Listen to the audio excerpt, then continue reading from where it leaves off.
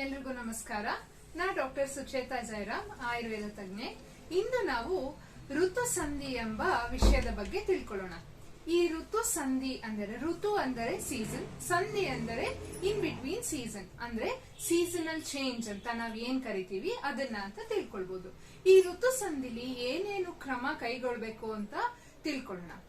ಆಯುರ್ವೇದದಲ್ಲಿ ಈ ಋತು ಸಂಧಿನ 14 ದಿನದ ಪರಿವರ್ತನಾ ಅವಧಿ ಅಂತ ಕನ್ಸಿಡರ್ ಮಾಡ್ತೀವಿ. ಅಂದ್ರೆ ಹಿಂದಿನ ಋತುವಿನ 7 ದಿನ, ಮುಂದೆ ಶುರುವಾಗುವಂತ ಪ್ರಾರಂಭ ಆಗುವಂತ 7 ದಿನ, ಆ 14 ದಿನದ ಅವಧಿಯನ್ನು ಋತು ಸಂಧಿ ಅಥವಾ ಸೀಸನಲ್ ಚೇಂಜ್, ಅಂದ್ರೆ ಒಂದ್ ಋತುವಿಂದ ಇನ್ನೊಂದು ಋತುವಿಗೆ ಚೇಂಜ್ ಆಗತ್ತೆ ಅಂತ.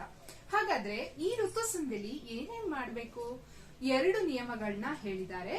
ಮೊದಲನೇದಾದಂತದ್ದು, ಹಿಂದಿನ ಋತುವಿನ ಏನು ಚರ್ಯ ಅಥವಾ ಆಹಾರ ವಿಹಾರ ಪಾಲನೆ ಮಾಡ್ಕೊಂಡ್ ಬಂದಿರ್ತೀವಿ ಅದನ್ನ ಕ್ರಮೇಣವಾಗಿ ಕಡಿಮೆ ಮಾಡುವಂಥದ್ದು. ಎರಡನೇ ಬಹಳ ಮುಖ್ಯವಾದಂತದ್ದು, ಮುಂದಿನ ಋತುವಿನ ಆಹಾರ ವಿಹಾರ ಪದ್ಧತಿಗಳನ್ನ ಕ್ರಮೇಣವಾಗಿ ರೂಢಿಸ್ಕೊಳ್ತಾ ಬರುವಂತದ್ದು. ಇದೆರಡು ಬಹಳ ಮುಖ್ಯವಾಗಿ ಪಾಲನೆ ಮಾಡಬೇಕಾಗಿರುವಂತಹ ನಿಯಮಗಳು. ಹೀಗೆ ಪಾಲನೆ ಮಾಡೋದ್ರಿಂದ ನಮ್ಮ ಇಮ್ಯುನಿಟಿ ಹೆಚ್ಚಾಗುತ್ತೆ. ನಾವು ಸೀಸನಲ್ ಚೇಂಜಸ್ ಅಲ್ಲಿ ನೋಡೋ ಅಂತ ಶೀತ, ಕೆಮ್ಮು, ಅಲರ್ಜಿಗಳನ್ನೆಲ್ಲ ತಡೆಗಟ್ಟಬಹುದು. ಇದನ್ನೇ ಋತು ಸಂಧಿ ಅಂತ ಕರೆಯುವಂತದ್ದು. ಇದನ್ನೆಲ್ಲ ನಾವು ಪಾಲನೆ ಮಾಡೋದ್ರಿಂದ ಆರೋಗ್ಯವಂತರಾಗಿ ಇರ್ಬೋದು. ನಮಸ್ಕಾರ.